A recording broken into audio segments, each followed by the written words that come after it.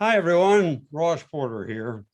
Today, we're going to be joined by one of the most prolific character actors of our time. He's also a theater actor, a television film comedian, and one of the stars of the great show MASH.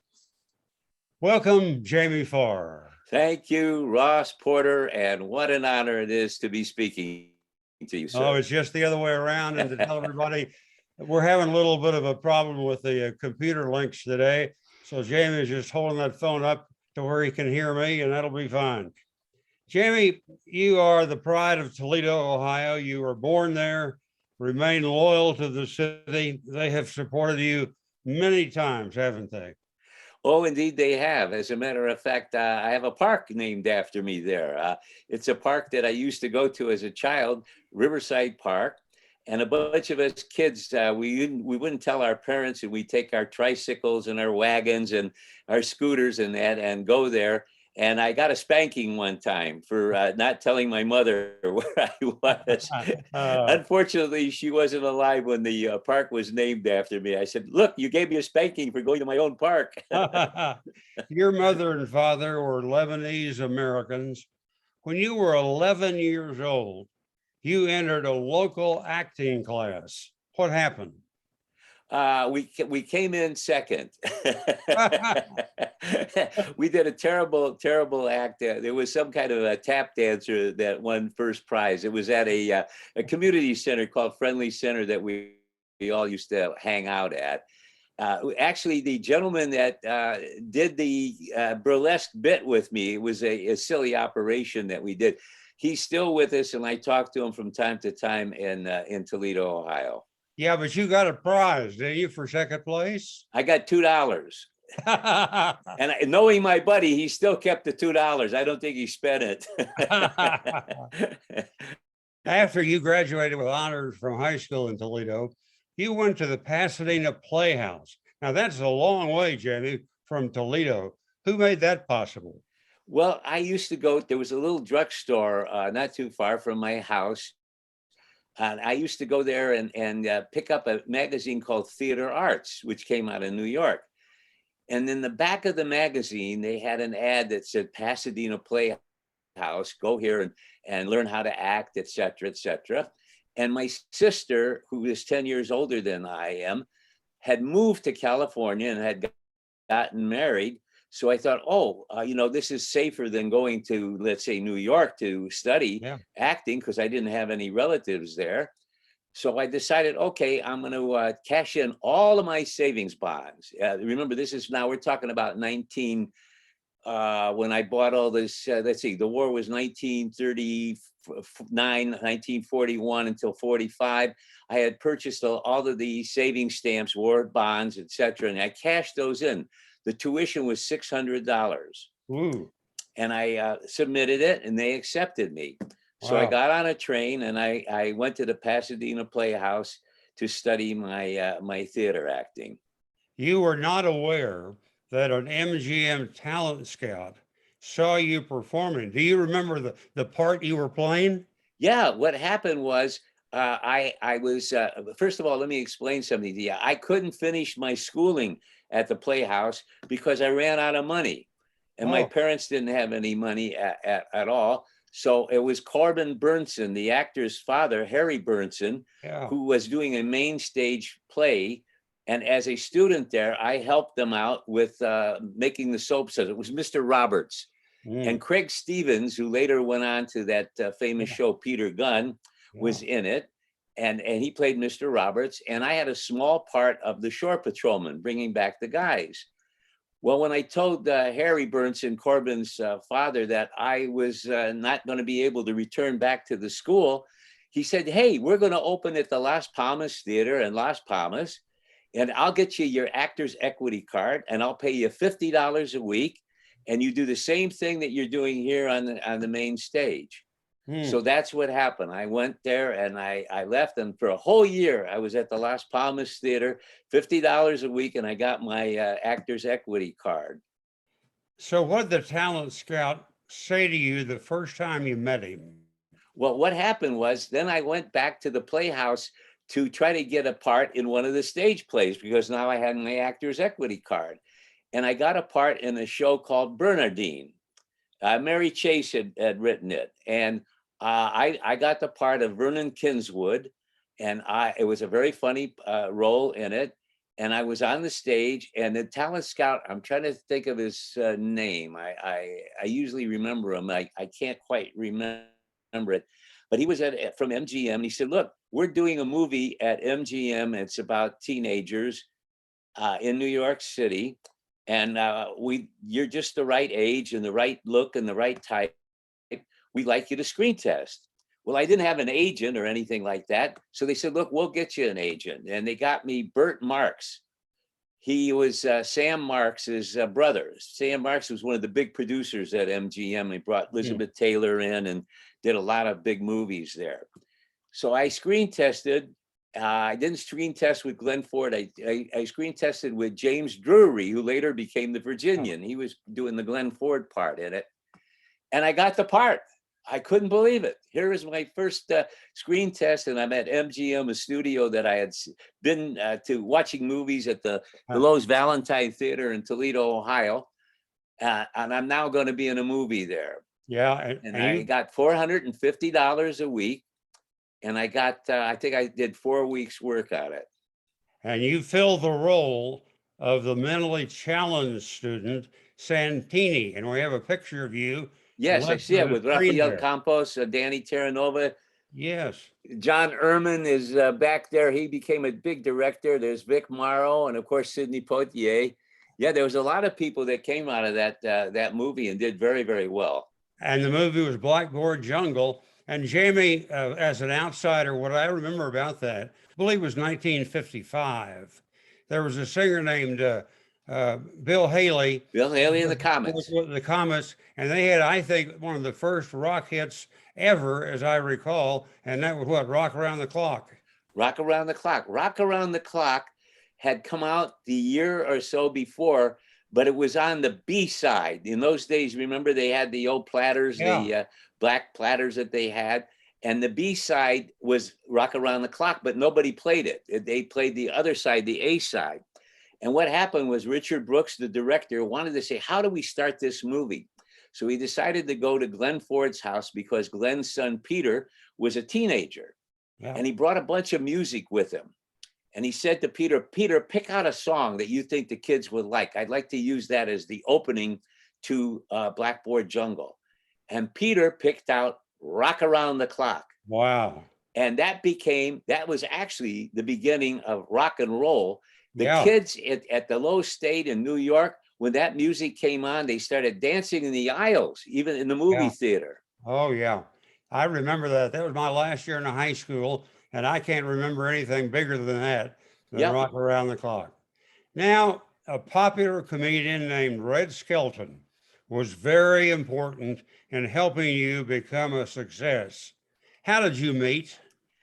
Well, as I said, Corbin Burnson's dad, Harry Burnson, had gotten me the role in the Mr. Roberts, and Craig Stevens, who was the star of the show, happened to get a pilot at CBS with Lola Albright. This is before he did Peter Gunn, and with Alan Hale Jr., who later went on to do Gilligan's Island and a lot of other things that he had done. And he was doing this pilot for CBS called The Mighty O. It was about a Navy ship. And there was a character in it called Schnorkel. It was a guy with a big nose and he could smell anything. So Craig Stevens says, I got the guy for you for this pilot. So I went in, I auditioned for it, and I didn't have to do much auditioning, obviously, with my profile. So I got the role, and it was a very, very funny pilot, but it didn't sell. But Sherwood Schwartz, who later on created Gilligan's Island and the Brady Bunch, was Red Skelton's head writer. And he was looking for a new character for Red to play. Red was doing Willie Lump Lump and Deadeye and some of the other characters that he did, Freddie the Freeloader, but he had never done anything about the service.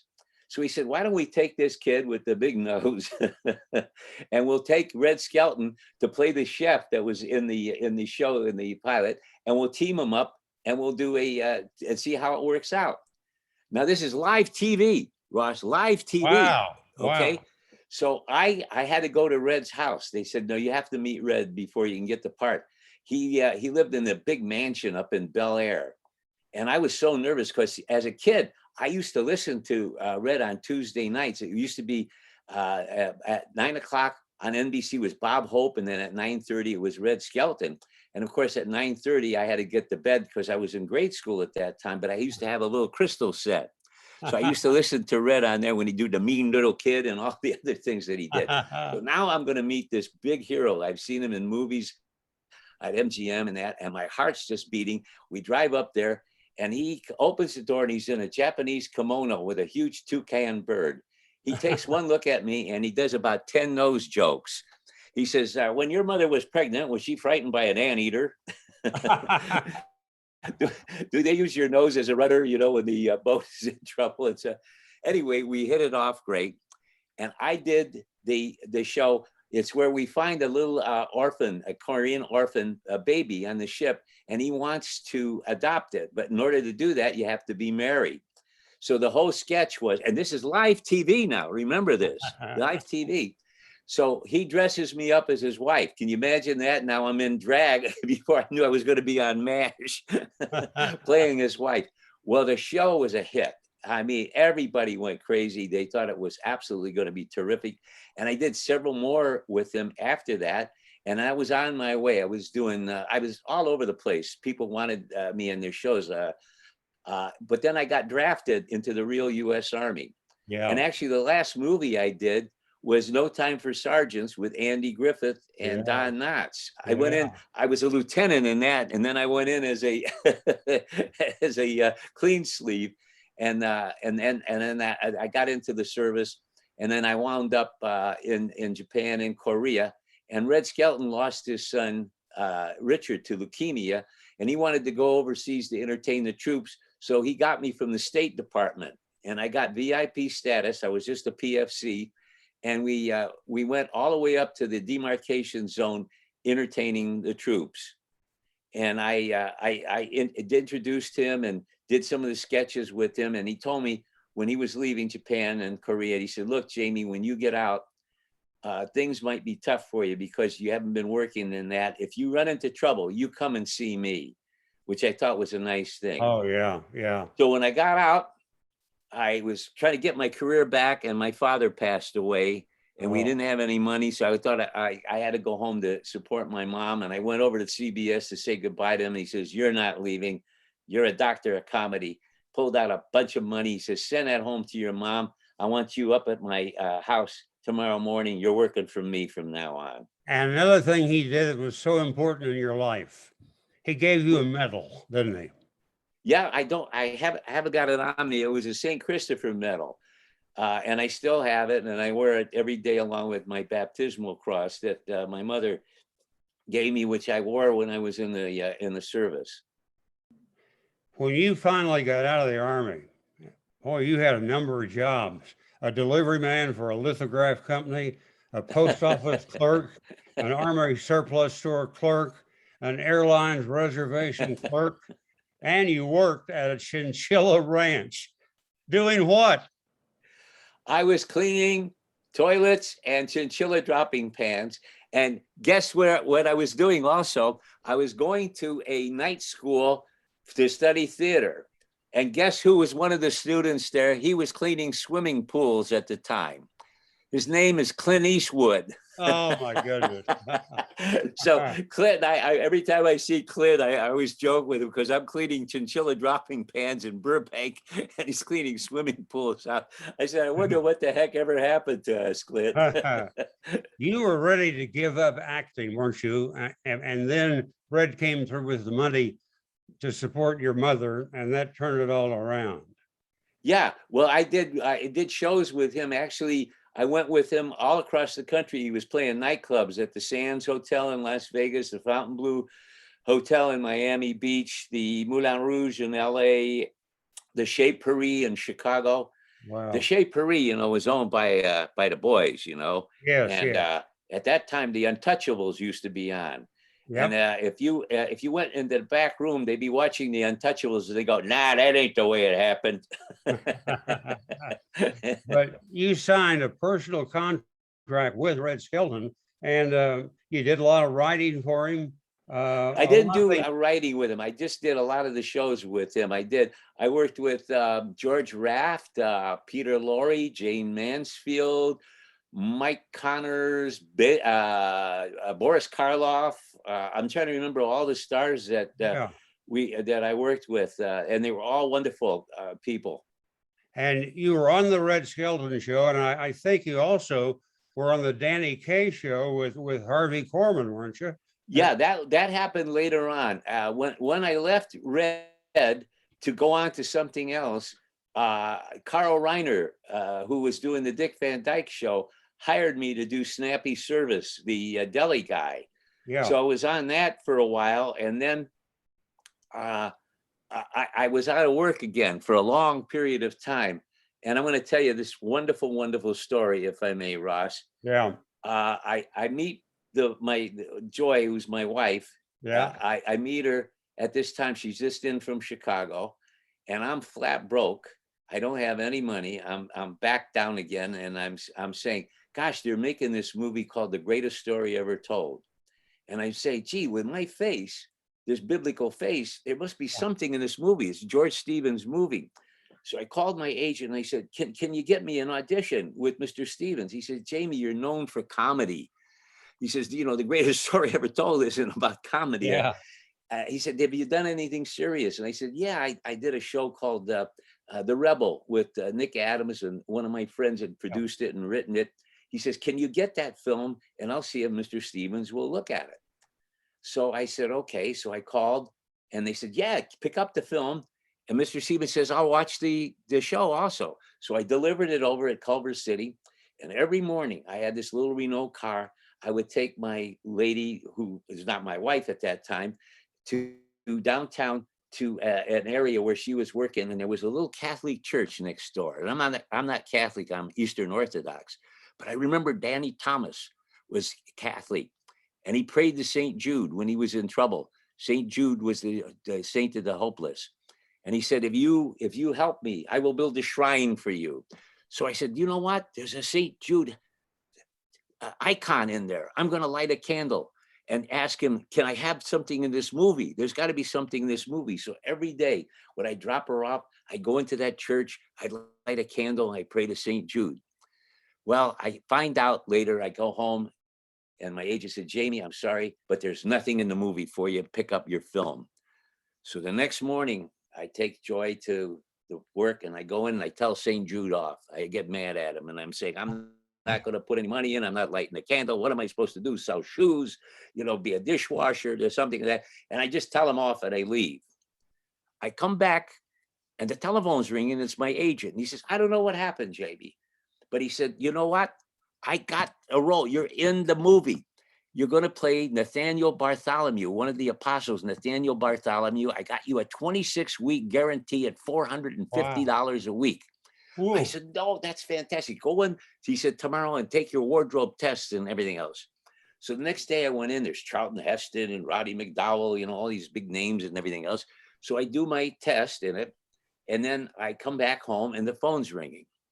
And it's my agent again. He says, look, they're not going to have you play Nathaniel Bartholomew, but it's the same deal. 26 weeks at $450 a week. You're playing the Apostle Thaddeus. I said, that's okay, great. So I call a buddy of mine and I said, hey, Mitch, I got this part. I'm playing Thaddeus, the Apostle, in The Greatest Story Ever Told. He says, you're playing who? I said, Thaddeus. He says, do you know what his full name is? I said, no. His name is St. Jude Thaddeus. Oh. I wound up playing the saint I was praying to. Can you believe that in the movie?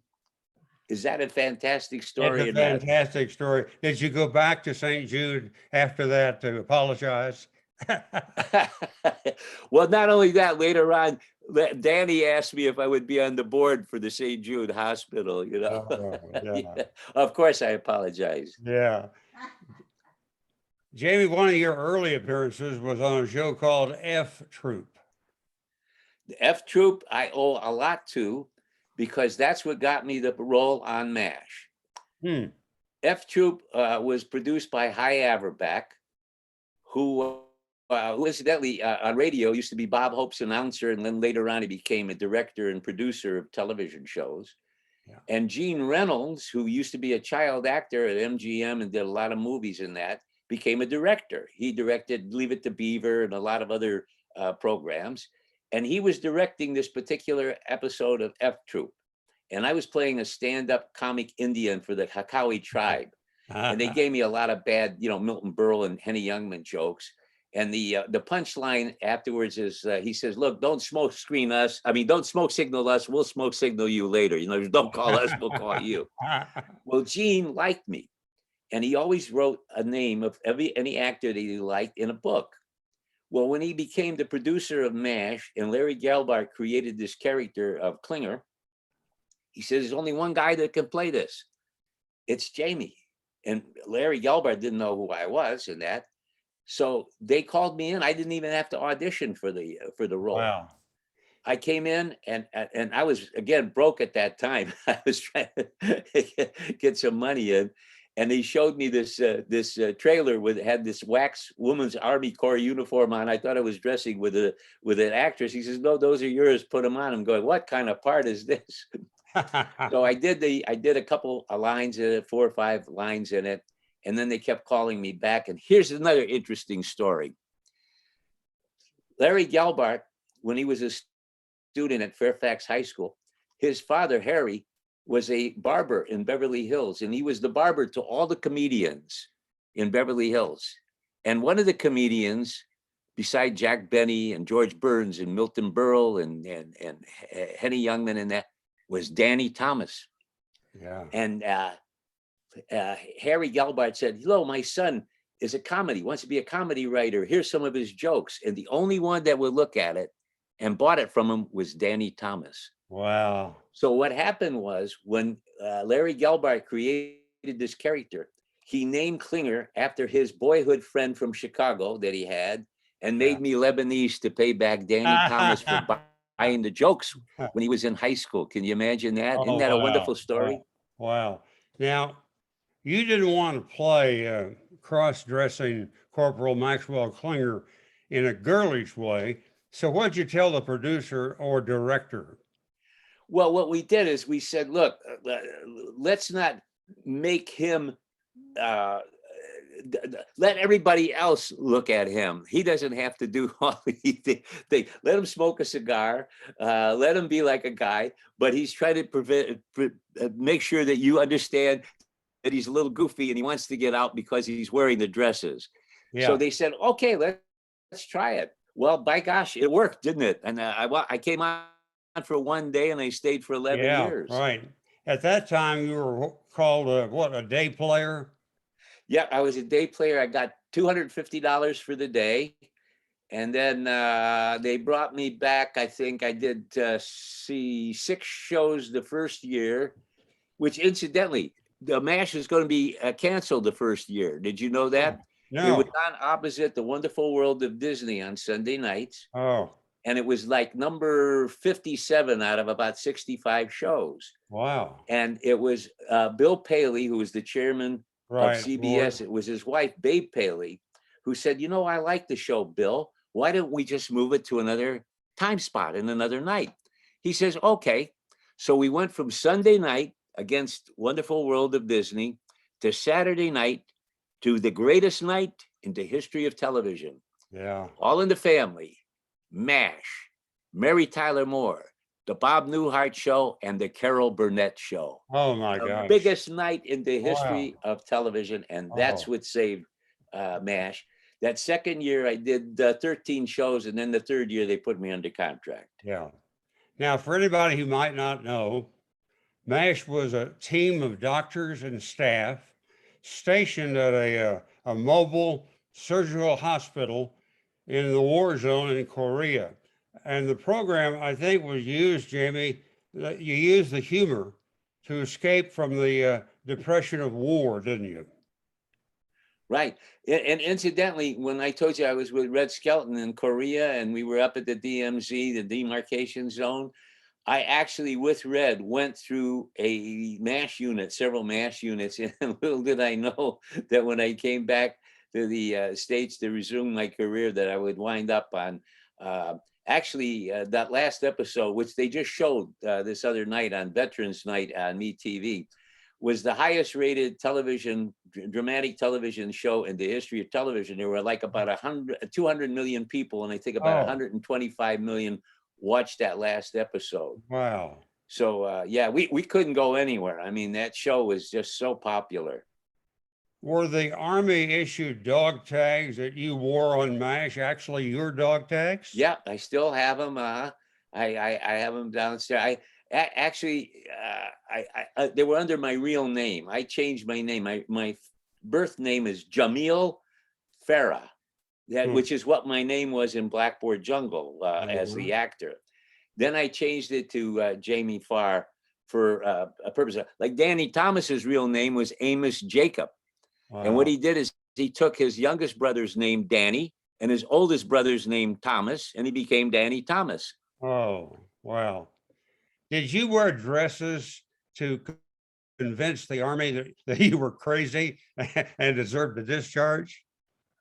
Well, yeah. I mean, the thing is that, do you know that some of those outfits are in the Smithsonian Institute in Washington, D.C.?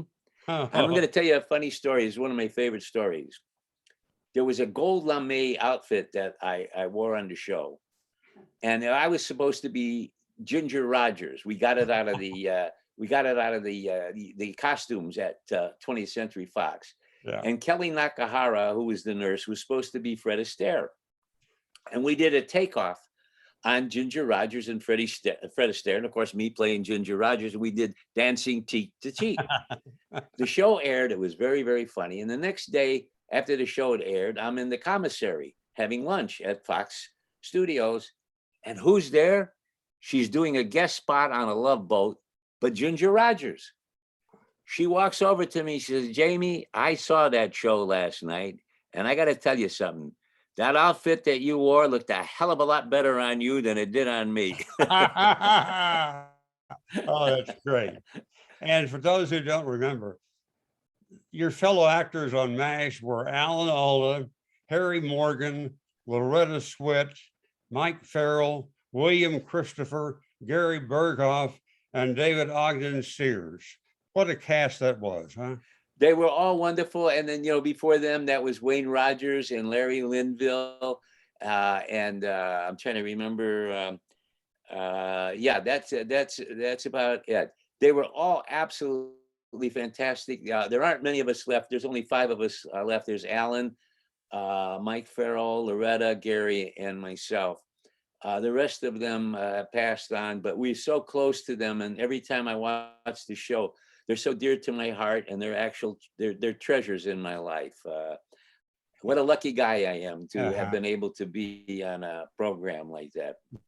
Jamie Farr is our guest, and Jamie, Alan Alda, and Mike Farrell both served in the Army in the Korea, Japan area, didn't they? No, Alan was in the Army. He was RFA, where they put 6 months in. Mike Farrell was a Marine. Okay. And I'm not sure where Mike served. William Christopher was U.S. Army. He served in Germany. I was U.S. Army, and I served in Japan and Korea. Okay. And I'm trying to think of Burt Metcalf, our producer. He was in the Navy, I think. Yeah. He just spent a short time in that. Yeah. But yes, some of us actually served in the real military. Because what I read was that Alda and Farrell both were in the same area you were at one time, and that I never heard of that. I'll have to look that up. I've never asked Mike, and I never asked Al. I don't even know if Alan went overseas or not. So, yeah. Didn't your children get teased about you playing that character? I think they did. They didn't bring it home with them, but I would imagine that that happened. And again, when I got to start to work, I was working like 7 days a week, Ross, because I was doing 5 days on MASH, and then I do 2 days on game shows or talk shows. Yeah. And we do those 5 game shows in one day. So I'd be working all day Saturday doing game shows. And then on Sunday, I'd do game shows. One time I did 20 game shows in 2 days. Oh my gosh. I was supposed to, I went on, I was doing Hollywood Squares, and I finished doing the 5 shows as at NBC, and I'm starting to walk out. And Ruth Goldberg, who was the casting director on the Gong Show, said, Jamie, somebody didn't show up. Would you be on the panel? And I said, yeah, you got the tuxedo? She said, yeah. So then I went in and I did 5 Gong shows. Now the next day, I was supposed to be doing the 5 Gong shows for them. So I did that, the 5 Gong shows. I'm walking out, and the casting director from Hollywood Squares comes out and says, somebody didn't show up when I do, when I do 5 Hollywood Squares. I said, sure. So I went out, I did 5 Hollywood, I did 20 game shows. Was there a point where you asked the producers on MASH if you could become a more serious person and you became a company clerk? No, actually what happened, they kept replacing people at it. First of all, McLean Stevenson, who left the show early, they felt they could replace him. That's when they got Harry Morgan. Wayne Rogers, who was Trapper John, they thought they could replace him, and they got Mike Farrell in. When Larry Linville left, they thought they could replace him, and they brought David Ogden Stiers in. When Gary was leaving, they figured, you know what? He really is irreplaceable. We can't, how are you going to, bring somebody in that's going to replace Radar with that name and everything else? So they decided, let's make Klinger the company clerk. So that's how that happened, rather than bring somebody else in. Why did MASH go off the air after 11 years? I think we had exhausted all the storylines, basically. The war didn't last 11 years, but we did. And also, I think some of the people wanted to do other things. Alan was getting into writing and directing, and probably wanted to go on to features and things of that nature. And again, how many more times can we repeat ourselves? Yeah. And you want to go out when you're still the champion. You don't want to go out when you start dwindling down to go, oh, well, the show is getting really tired and it's bad. So, hey, you couldn't go out in a bigger bang than 125 million people in the United States watching the show. Wow.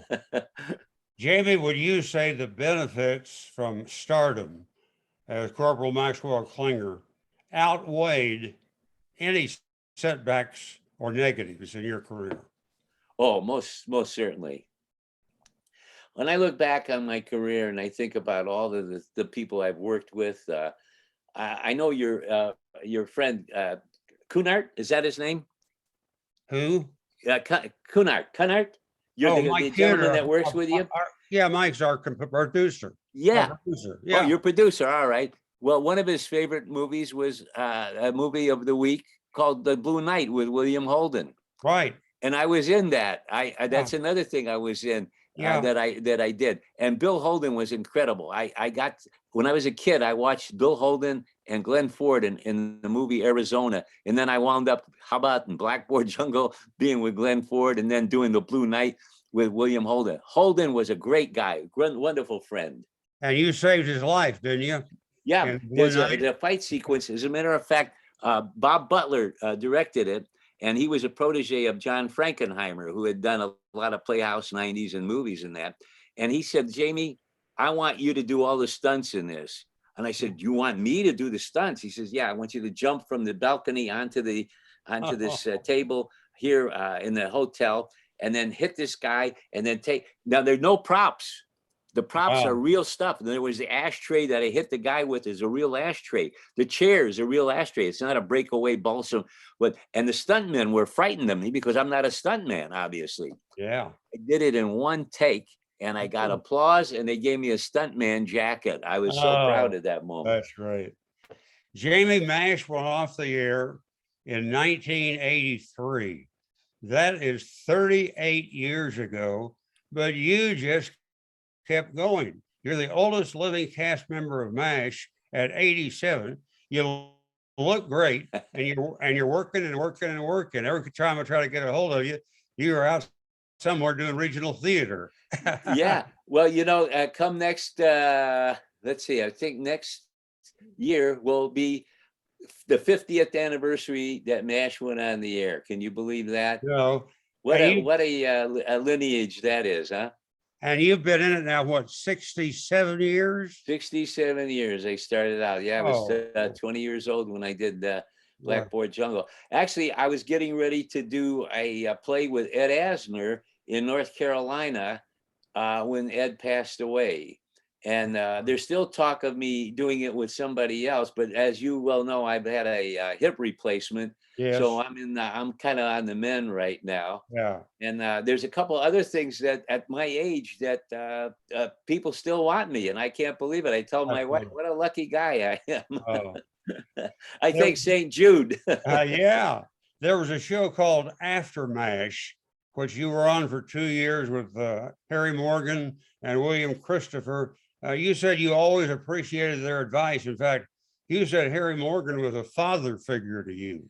He was a father figure to all of us. There wasn't anything that Harry Morgan couldn't do.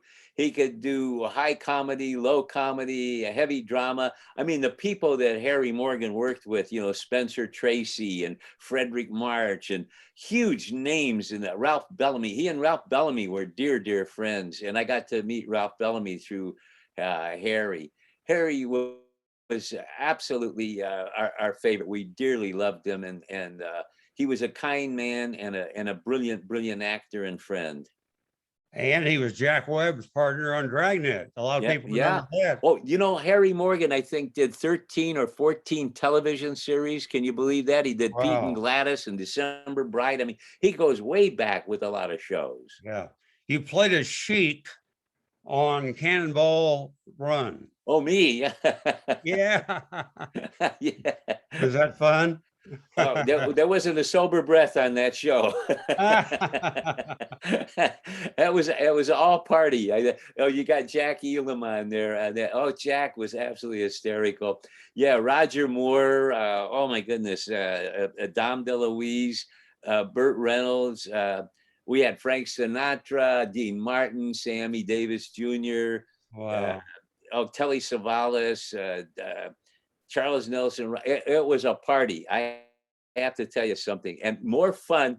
I got paid for it, but I should have been giving them money because it was so much fun to do those movies. When you appeared on the Dick Van Dyke Show, you really became friends with Danny Thomas at that point, didn't you? Yeah, I became yes, good friends with. You know, ironically, Danny Thomas is from Toledo, Ohio. Yeah. And Dick Van Dyke is from Danville, Illinois, and that's where my wife is from, Danville, Oh, Illinois. She lived right around the corner from Dick and Jerry Van Dyke. So here, oh, what a connection that this happens to be by coincidence, right? Danny yeah. Thomas, Toledo, and Dick Van Dyke, Danville, Illinois. Wow. And You, I used to host a LPGA tournament for 30 years in Toledo. I raised over wow. $8.5 million for children's charity and abused women of Northwest Ohio. Wow, wonderful. You were a panelist, I figure, on 9 game shows. What was your favorite? I think the password ones were the hardest ones, and were actually Pyramid and Password, which was created by the same gentleman. I can't remember his name. He worked for Mark Goodson and Bill Todman, but he Yeah. created Pyramid and he created Password. The show that was absolutely insane was obviously the Gong Show with Chuck Barris. You know, I mean, that Yeah. one. Yeah. That was, you never knew what was going to happen on that program and that. But the two shows that were really the tough shows to do and the fun shows to do, because you really had to think, was Pyramid and Password. Jamie, in 1985, your star was placed on the Hollywood Walk of Fame. That must have been quite a thrill. It was indeed. It's on Vine Street, and it was actually in front of the Merv Griffin Theater. And I was so honored that day. And then later, the Merv Griffin Theater burned down, and they built a Bed Bath and Beyond there. So my star is actually the entrance to Bed Bath and Beyond on Vine Street. It's the doormat to your entrance to Bed Bath and Beyond. A couple of years ago, you were on a show called The Cool Kids. Cool Kids. Yeah, that was at 20th Century Fox as well. Yeah, that was a fun show.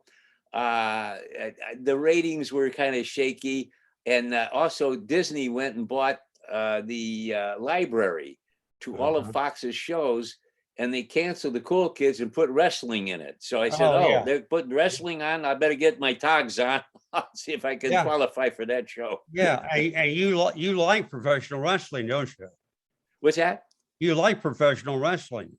No, I don't. Oh, incidentally, let me tell you something. I've always been interested in sports, and I got to tell you a story. My sister, who never saw a Major League Baseball game, and my wife, who had never seen a Major League Baseball game, my brother-in-law, who was in Phoenix and Mesa, Arizona, loved the Chicago Cubs because they did their spring training there. Yeah. He's in town here, and the Cubs are going to be playing the Dodgers. Sandy Koufax is going to be pitching, and Bob Hendley for the Chicago Cubs is going to be pitching. So he says, we got to go. So they take my wife and they take my sister. Okay. Bob Hendley pitches a one-hitter. Sandy Koufax pitches a no-hitter, and the Dodgers win 1-0. They refused to go to any other ball game. They said nothing happened. Let me tell you something. My brother-in-law is going crazy. He's at a historical moment. Sandy had a perfect game that night. One of his four no-hitters. The only run scored because of an error. And that is a major league record today, Jamie. 2 teams in one game combining for only 1 hit. I know. Isn't that amazing? And Sandy struck out the last 6 batters he faced. I'll tell you another thing about that that's very interesting. Nobody filmed the game.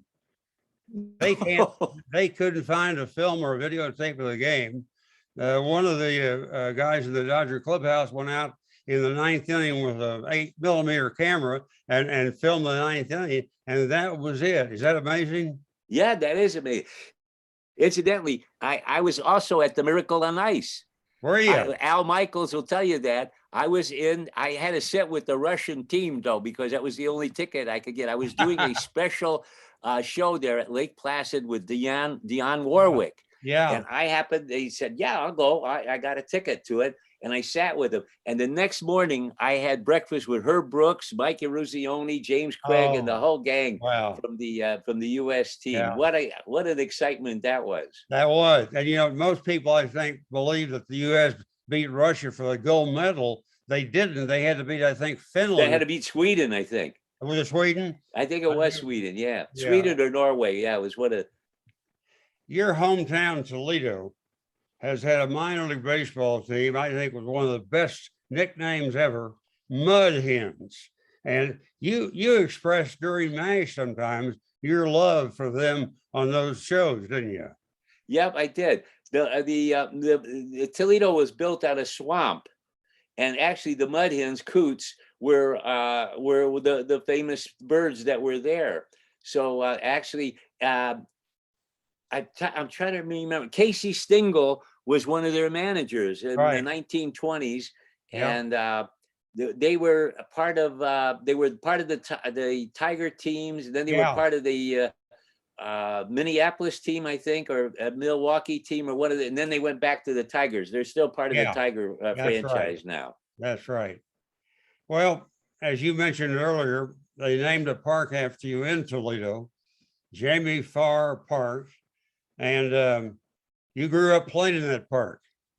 I grew up, actually, I was sitting in that park on a swing the night before I left for California to go to the Pasadena Playhouse. And little did I know that park later on would be named after me. It has a shelter house. It has a softball field. It has a swimming pool and has slides and that.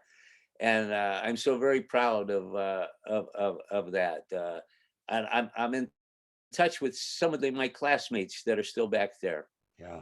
For 28 years, you hosted a women's professional golf tournament, the Jamie Farr Classic, on the LPGA Tour in Toledo, and you raised, I've got it at $7 million. $8.5 million. Charities. Is that $8.5 million? $8.5 million for your home city. Right. Congratulations. That has to be one of the wonderful things in your life. It is indeed. And that tournament, for all the years that I had it, because people would come in from all areas and spend money and take hotel rooms and go to restaurants and of course buy tickets, raised about $16 million a week for the city. So that's one of the reasons why they named the Riverside Park Jamie Farr Park. I'm so honored. Jamie, you and your wife Joy have been married 58 years. The two of you wrote a children's storybook for kids. That had to be fun. It was. I had an imaginary camel on the show called Habibi. And in Arabic, that means sweetheart, Habibi. So we thought, that might be funny if Habibi had a husband and they had a baby. And the baby was named Habibi. So we came up with this. We got this lady that did all of the artwork and everything, and it was a Christmas picture book, and we enjoyed doing that. I also had a book that I wanted to make it like a George Burns book with a lot of anecdotes, like stories we're telling now, like this. And I was going to call it So Far So Good with 2 R's. And Burgess Meredith, the actor, came out with his book So Far So Good with 1 R. So I had to change the title, and I changed it to Just Far Fun. Oh, great. You and Joy have 2 children, a boy and a girl. Do they live nearby? Yeah, one is in the next room. Yeah, the other one's in Burbank area. How many grandchildren? We just got one. Yeah, they just got one. He's 17, and he's getting interested in the business and in the music business. His mother is an executive with one of the studios that do Technicolor and filming and that. So, and my son is dabbling a little bit in screenplay writing. Good. Well, I talked about the fact that a lot of times when I try to talk to you, you're off somewhere in a regional theater, even in Canada. Have you gone to any other foreign countries? Yeah, I did foreign countries, but it weren't for regional theater. It was for Love Boat that I did for Aaron Spelling. I was in Egypt and Turkey and Israel, and gosh, I'm trying to remember all the places that Aaron sent us when we did the Love Boats. But yeah, I did Edmonton. I played Edmonton. I played Toronto, Mississauga, Vancouver, Winnipeg. Monty Hall was from Winnipeg, and his father was a butcher, a meat cutter, just like mine. Was in Toledo, Ohio. So I used to ask him, "Hey, what are lamb chops selling in Winnipeg? Right now." Jamie, you're sharp as ever. Have we missed anything about your favorite and your fabulous career? Anything you want to say? Well, just that what a very fortunate person I am to have lived the life I have lived, really with a limited amount of talent, certainly a limited amount of looks, whatever it is. As my wife would always say, you're one lucky, and then she'd use the profanity, you're one lucky. Yeah. And I'd say, yeah, you're absolutely right. I am lucky. Yeah. This has really been a delight to be able to chat with you. Stay well and keep. Same to you. Say hello to Lynn, your beautiful wife. Well, she's right here, and she will send the love along to you and Joy. And Jamie, I thank you for your time. It's just been a very enjoyable hour. I hope you've enjoyed it too. I have, Ross. It's always a pleasure. First of all, it's wonderful being your friend and having to sit and chat with you. And I can't thank you enough, my friend.